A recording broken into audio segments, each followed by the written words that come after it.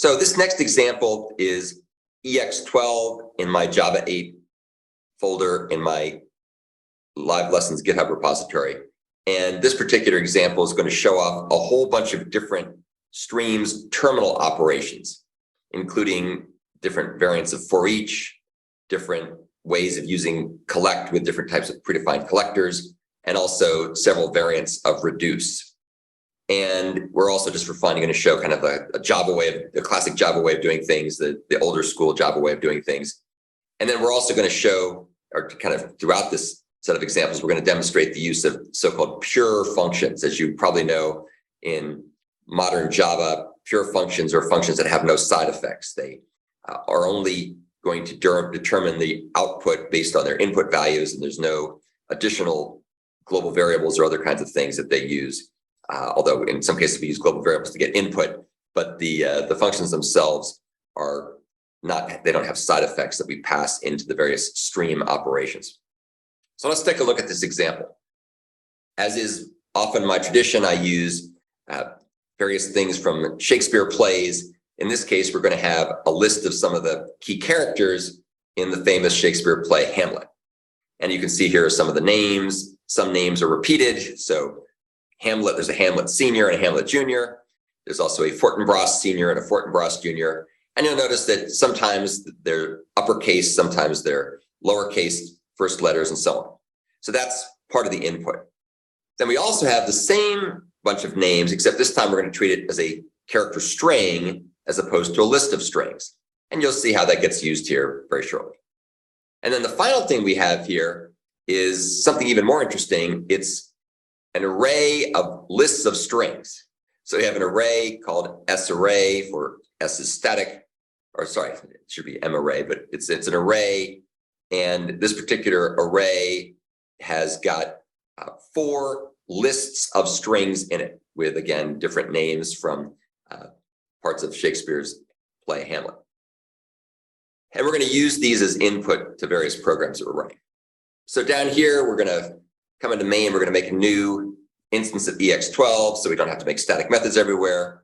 And then we're going to go ahead and run the kind of the classic Java baseline using Java 7 features just to show sort of the starting point from which we can add functional programming features, including streams. And then we're going to go ahead and test the forEach terminal operations, the collect operation with various collectors, and then a couple different variants of reduce. So let's go ahead and start first with the classic version. So we'll go on here. So here's the classic version. What this is going to do is it's going to make a new array list, and that's going to be passed in that, essentially that list of strings. And then we're going to use a good old-fashioned for loop. This is basically an index-based for loop, very old school. And we're going to go there through every element in the list of, not list of chars, it's list of Hamlet characters. And we're going to first check to see whether or not the items in the list start with uppercase or lowercase h. If they don't start with uppercase or lowercase h, we're just going to remove them from the list altogether. And if they do start with uppercase or lowercase h, we're going to go ahead and consistently capitalize them. So we're going to make sure that they start with an uppercase h and all the rest of the characters are lowercase. And then we go ahead and set that element in the list to be what we just went ahead and modified. And then we increment the counter by 1.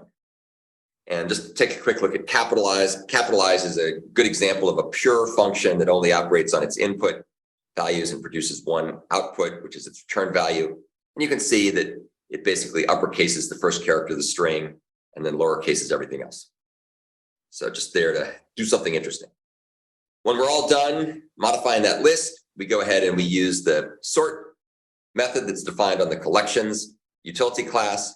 So we sort the list of characters, list of Hamlet characters, and then we use a good old Java forEach loop to print out every one of those characters. So that's kind of the old school way of doing things pre-modern Java.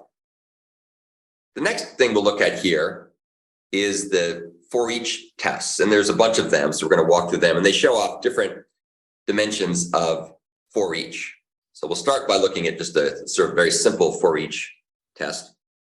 And to kind of make the examples a little bit less duplicative and verbose, I've factored out some of the common code into helper methods. And one of the methods is called generate H characters. And you'll see why we generate H characters. So this is going to take a stream as input, which is the list of characters converted into a stream. And what we're going to do is we're going to use Java Stream's functional programming features to remove any strings that don't start with upper or lowercase h. So we filter out stuff that doesn't match the predicate. Then we're going to use the map intermediate operation to transform whatever the input is at this point into a consistently capitalized stream of words that start with, or names that start with H, but now they'll be capitalized properly. And the last thing we're doing is we're going to sort the results in ascending order. And you'll notice that this particular method, generate characters that start with H, returns a stream of strings. Now, this code actually doesn't do a darn thing until the terminal operation is reached. And when that terminal operation is reached, that's when all the fun stuff happens. And what that's going to do in this particular case is it's going to trigger all those intermediate operations we just looked at, and then it'll print the results to the standard output. So that's the forEach method. And we'll take a look at what the outputs are for these methods here shortly. Let's go take a look at another example. This is a really interesting one that shows off other cool features of streams. This is called run flat map limit. So what this does is it uses the flat map intermediate operation, and it shows how flat map can be used to flatten things. And it also shows that flat map is a so-called stateless operation. So it's also intended to be used in the way we're about to show. So what we do here is we have the stream of factor method, and it makes a stream of basically a stream of lists of characters from Shakespeare's Hamlet using the of factor method to concatenate all the lists together that are in sArray. So if you go back up here to sArray, you can see sArray is an array of lists. So that, of course, will create a stream of lists of strings. All right. Well, that's a little bit unwieldy.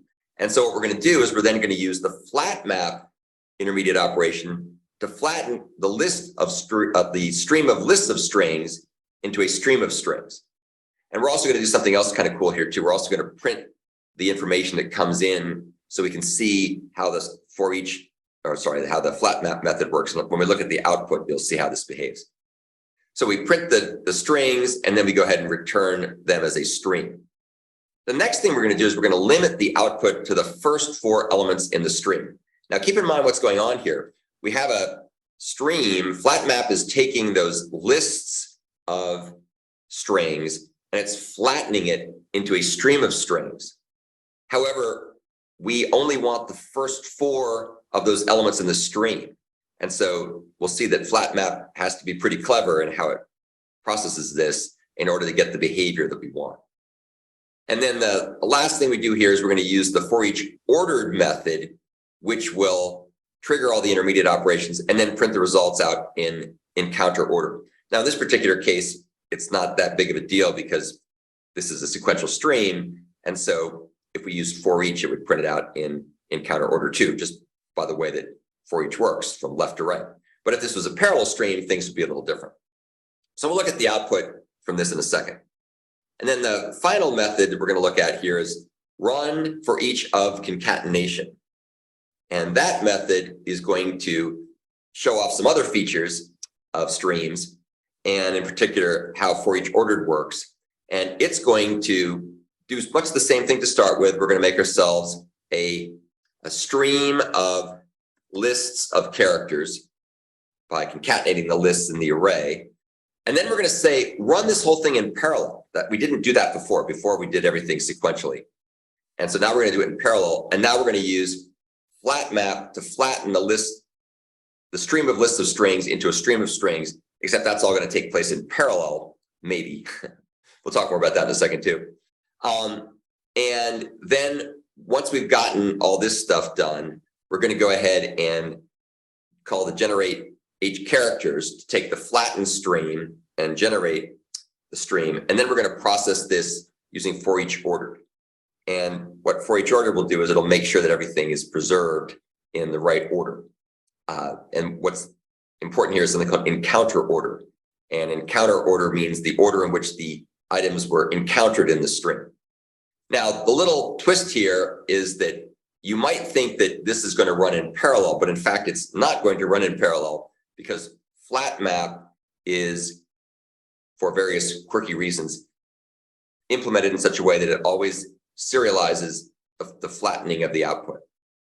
So this little trick that we're doing here is a way of being able to run everything in parallel while still being able to flatten the result. And it's a very important technique to understand how to do when you're working with streams and parallel streams. So let's go ahead and run this example now. And you'll see we won't look at all the output. We'll just look at the first part. So here's what we get from classic Java. We get 2 Hamlets and a Horatio sorted. The run forEach does the same thing. Here's the run flat map limit. This is kind of cool because this demonstrates that even though we're getting these lists of strings which contain more than 4 elements, we're only taking the first 4 elements. So we take Hamlet, Claudius, Gertrude, and Ophelia, which is basically the first 3 elements from that first list of strings, followed by the first element in the second list of strings. And that demonstrates how flat map is not stateful and will work properly when combined with other things like, for example, the limit method. And then the final results we see here are just printing out Hamlet and Horatio because of the way that we've defined the processing for that. So that's the end of the first discussion. That's the part that talks about the forEach methods and the forEach terminal operations.